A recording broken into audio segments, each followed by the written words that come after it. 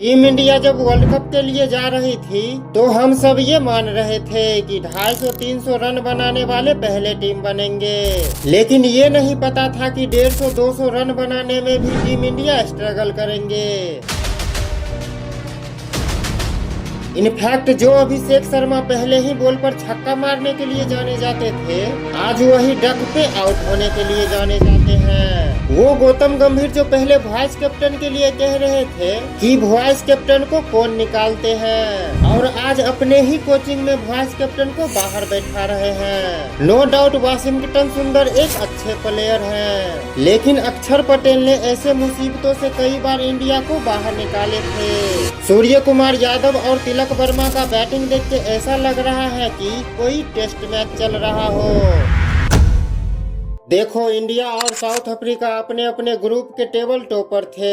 ये दोनों एक भी मैच हारे नहीं हैं। 2024 T20 वर्ल्ड कप से इंडिया ने तो एक भी मैच हारा ही नहीं था।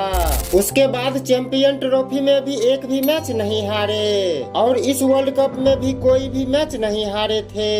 ऐसा लग रहा था कि इंडिया अनबीटेबल ही रहेंगे, लेकिन सुपर 8 में इंडिया का पहला ही मैच होता है साउथ अफ्रीका से, जो पिछले वर्ल्ड कप का भी बदला लेने वाला था। इंडिया ने कुछ ही महीने पहले साउथ अफ्रीका को एक बायलैटरल सीरीज में 4-1 से हराया था, और सबको यही लग रहा था कि यहाँ भी इंडिया साउथ अफ्रीका को हराकर सुपर 8 में डोमिनेट करने वाली है। और ये भी पता था कि साउथ अफ्रीका इंडिया को इतनी आसानी से तो मैच नहीं ही जीतने देंगे। और जब इन दोनों के बीच टॉस होता है तो एडम मार्करम ने टॉस जीतकर पहले बैटिंग करने का निर्णय लिया।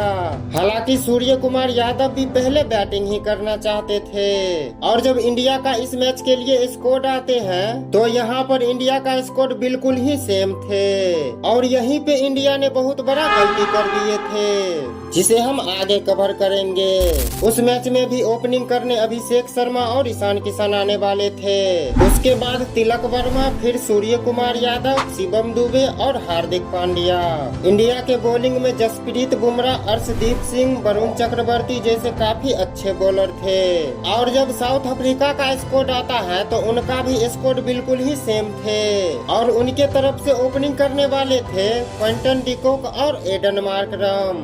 उसके बाद रिकल्टन और ब्रेविस। उसके बाद फिनिशर में डेविड मिलर और कॉर्बिन बोस थे, और बॉलिंग में भी राबाडा, लुंगी एंगेरी, मार्को यानसन जैसे काफी अच्छे बॉलर थे। मैच से पहले ये दोनों टीम काफी स्ट्रॉन्ग लग रही थी, लेकिन जब साउथ अफ्रीका पहले बैटिंग करने आए तो उनके शुरुआत कुछ खास नहीं होते हैं, और दूसरे ही ओवर में जसप्रीत बुमराह ने क्विंटन डिकॉक को बोल्ड कर दिए, और फिर तीसरे ओवर में भी अर्शदीप ने मार्करम का विकेट निकाल दिए। और अगेन जब जसप्रीत बुमराह आते हैं तो इस बार भी रिकल्टन को आउट कर देते हैं। साउथ अफ्रीका 4 ओवर में 20 रन बनाते हैं और 3 विकेट गंवा देते हैं। इस समय तक इंडिया इस मैच को कंट्रोल कर रहे थे, और यही वो समय था जहां पे लग रहा था कि इंडिया भी इस मैच में थे। ऐसा मैं इसलिए भी कह रहा हूं क्योंकि इसके बाद साउथ अफ्रीका ने इंडिया को कभी वापसी करने का मौका ही नहीं दिए। और इसका शुरुआत करते हैं डेविड ब्रेविस और डेविड मिलर, जो स्कोर 4 ओवर में 20 रन और 3 विकेट थे। अब वही स्कोर 6 ओवर में 40 पे 3 था। इंडिया के लिए दिक्कत तो तब शुरू हो जाते हैं जब मिडल ऑर्डर के सबसे अच्छे गेंदबाज वरुण चक्रवर्ती को एक ही ओवर में 17 रन पर जाते हैं। जो टीम पावर प्ले में 40 पे 3 था, अब वही टीम 10 ओवर में 84 पे 3 होते हैं। और इसके बाद तो इन दोनों ने कभी पीछे मुड़ के देखा ही नहीं, और अगले ही ओवर में शिवम दुबे को 14 रन लगा दिए, और 12वें ओवर में भी 11 रन। इस समय ऐसा लग रहा था कि साउथ अफ्रीका 200 प्लस रन बनाएंगे। जो टीम शुरुआत में 5-6 के रन रेट से रन बना रहे थे, अब वही 10 के रन रेट से रन मार रहे थे। लेकिन 13वें ओवर में जब फिर से शिवम दुबे बॉलिंग करने आते हैं तो इस बार डेविड ब्रेविस को आउट कर देते हैं। इस समय ब्रेविस ने 29 बॉलों में 45 रन बना चुके थे, और अगले ही ओवर में वरुण चक्रवर्ती ने डेविड मिलर को भी आउट कर दिया। इस समय तक तो साउथ अफ्रीका के लिए डेविड मिलर और डेविड ब्रेविस ने मिलकर 51 बॉलों में 97 रन बना चुके थे, और 15 ओवर में 150 रन हो गए। यहाँ पे इंडिया के पास एक कमजोर कमबैक करने का मौका था और 18वें ओवर में अर्शदीप सिंह ने मार्को जानसन को भी आउट कर दिया।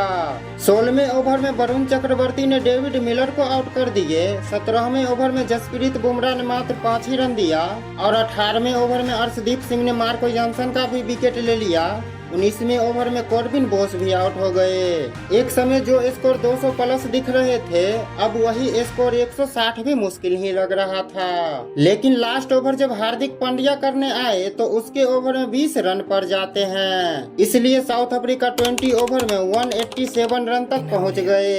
सबको यही लग रहा था कि इंडिया ये मैच आसानी से जीत ही लेंगे, क्योंकि इंडिया के बैटिंग काफी स्ट्रॉन्ग लग रहे थे। इससे पहले जब साउथ अफ्रीका इंडिया आए थे तो अहमदाबाद में ही इंडिया ने साउथ अफ्रीका के खिलाफ 231 रन बना दिए थे, इसलिए सबको लगा कि इंडिया जीत ही जाएंगे।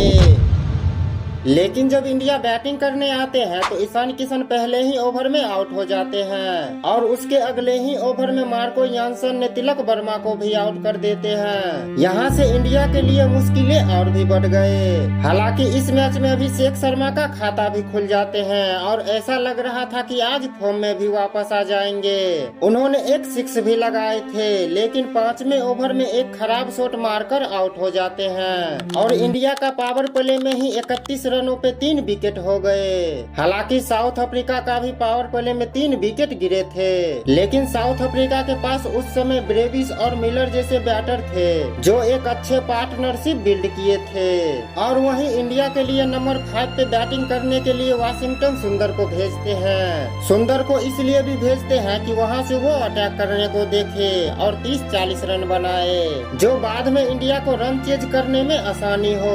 लेकिन होता है इसका बिल्कुल उल्टा और 11 बॉलों में मात्र 11 रन बनाकर आउट हो जाते हैं। यहाँ पर अक्षर पटेल की कमी साफ दिखाई दे रहा था, क्योंकि 2024 T20 वर्ल्ड कप के फाइनल में जब इंडिया का यही हाल था तो वहाँ पर अक्षर पटेल ने 47 रनों का एक शानदार पारी खेलकर इंडिया को एक अच्छे स्कोर तक पहुँचाए थे, जिसके वजह से इंडिया वो फाइनल भी जीते थे।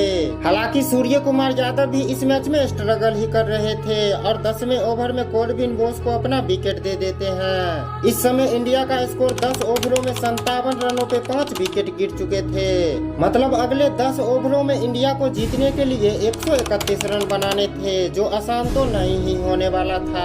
और ऐसा भी नहीं था कि ये स्कोर नहीं बन सकते हैं, क्योंकि इस समय मैदान पर इंडिया के 2 सबसे बेस्ट पावर हिटर बल्लेबाज शिवम दुबे और हार्दिक पांड्या थे। पर इन दोनों के ऊपर प्रेशर ही इतना होता है कि अगर इन दोनों में से किसी का भी विकेट गिर गए तो मैच वहीं पे खत्म हो जाते, और होता भी कुछ ऐसा ही है। 15वें ओवर में जब हार्दिक पांड्या कुछ बड़े शॉट मारने के लिए जाते हैं तो वहां पर पहले ही बॉल पर हार्दिक पांड्या का विकेट गिर जाते हैं और उसी ओवर में रिंकू सिंह और अर्शदीप सिंह का भी विकेट गिर गए और इंडिया का स्कोर 15 ओवर में 87 रन और 7 विकेट गिर चुके थे। यहाँ से इंडिया को जीत के लिए अब मात्र औपचारिकता ही बचे थे, क्योंकि शिवम दुबे यहाँ से तो अकेले ही ये मैच नहीं ही जिता सकते थे।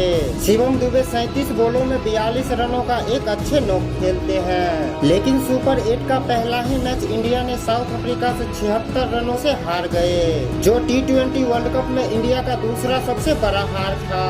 आपको क्या लग रहा है, इंडिया इस बार ट्रॉफी जीतकर हिस्ट्री को रिपीट करेंगे?